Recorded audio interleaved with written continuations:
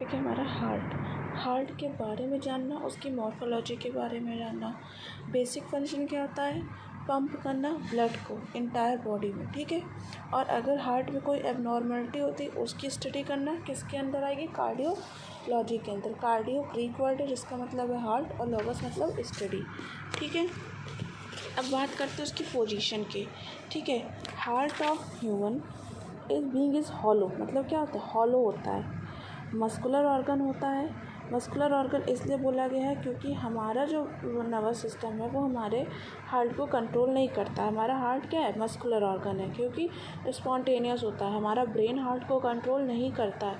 तभी तो आप बहुत से केसेस में देखते हैं जिसमें ब्रेन डेड हो जाता है इंसान, पर उसका हार्ट बीट हुआ करता है। रफली साइज़ के बारे में बात करेंगे तो 12 सेंटीमीटर बेस होता है उसका, 8 centimetre left to right, 6 centimetre उसका फ्रंट टू बैक होता है, ठीक है। ये उसकी लेंथ विड्थ दे दी, ठीक है। कलर की बात करेंगे तो रेडिश ब्राउन होता है in colour, some time conical in shape होता है। और कहाँ सिचुएटेड होता है? Middle line of thoracic cavity between the lungs, middle line of the thoracic cavity, ठीक है। और कहाँ पे, किस लंग में शिफ्टेड होता है? लेफ्ट लंग में, नॉट अ राइट लंग, ठीक है। In broad base face upward the backward, मतलब क्या होता है?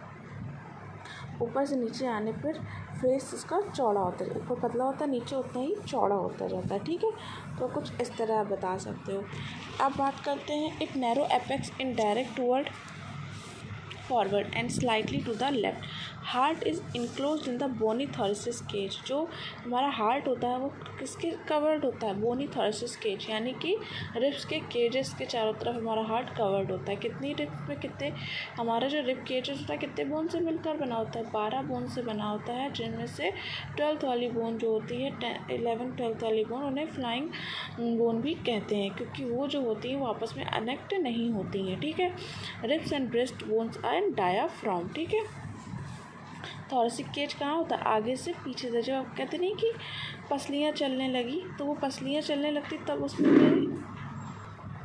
रिब्स केज को ही बोलते हैं, ठीक है। Ribs and breast bones and diaphragm. Diaphragm हमारे जस्ट, आप कभी भी देखना कि अपने नीचे एक हाथ लगा के देखोगे हार्ट के नीचे, जहाँ पे तुम्हें लगेगा कि वहाँ पे ब्रेस्ट वो जो रिब केज है वहाँ से ख़त्म हो रहा है, स्टमक के ज़रा सी ऊपर और लंग्स के नीचे एक डायाफ्राम होता है, ठीक है।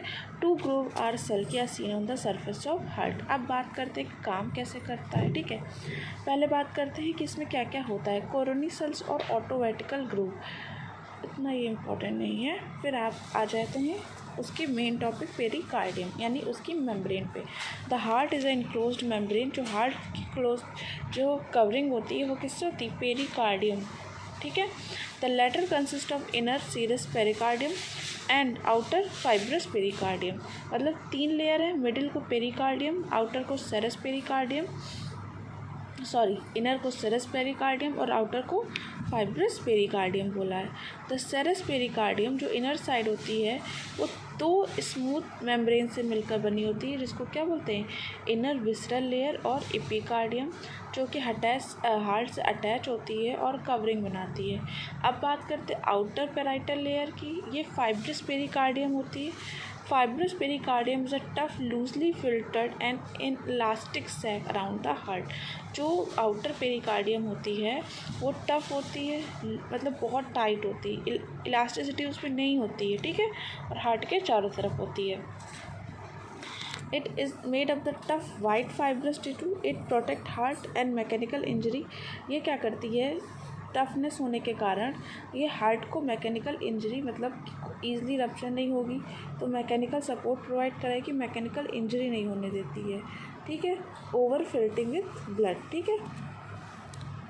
2 layers are continued at the root of the great blood vessels have between narrow space. The pericardium cavity, the cavity contain a watery coelomic fluid. मतलब उन्होंने बोला कि बात करें ब्लड वेसल से रिगार्डिंग तो 2 layer are continue at the root of the good blood vessel and have between narrow space, ठीक है।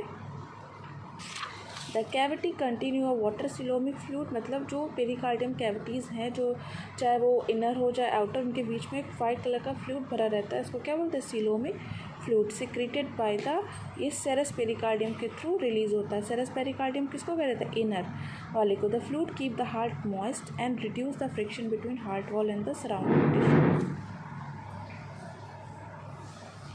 वो फ्लूइड होने की वजह से हार्ट की जो मेम्ब्रेन्स होती है उनमें आज आपस में क्या होता है? रिडक्शन नहीं होता है, घर्षण नहीं होता है, जिससे क्या होता है? हार्ट की वॉल्स पे प्रेशर नहीं पड़ता है जब हार्ट बीट करता है। क्योंकि जब लब डब का साउंड होता है तो एक बार हार्ट सिंक होगा, एक बार जब स्ट्रेच करेगा तो वो लिक्विड होने की वजह से उसकी जो आउटर मेम्ब्रेन्स हैं और रिब केजेस है उस सब से क्या होगा? जब प्रेशराइज इंक्रीज़ करेगा साइज, वो सीलों में फ्लूइड होने की वजह से हर चीज़ स्मूथली होती है, किसी के बीच में भी फ्रिक्शन नहीं क्रिएट होता है। ठीक है, अब एक्सटर्नल स्ट्रक्चर ऑफ हार्ट की बात कर ले। Human heart is a double pump in the sense लेना और ले जाना दोनों ही काम करता है। It is divided by septa, मतलब सेप्टा से ही डिवाइड कर दिया जाता है 2 हाफ्स में। फिर अनदर आर्टिकल वर्टिकल अलग हाफ से कंसिस्टेंट होते हैं। ठीक है, मतलब ऊपर एक लाइन खींच दी, ऊपर के पोर्शन को, स्मॉल पोर्शन को आर्टिकल और आर्ट्रियम बोल दिया, लोअर के लार्ज पोर्शन को वर्टिकल बोल दिया। 4 चैम्बर होते हैं, 2 आर्टिकल और 2 वर्टिकल।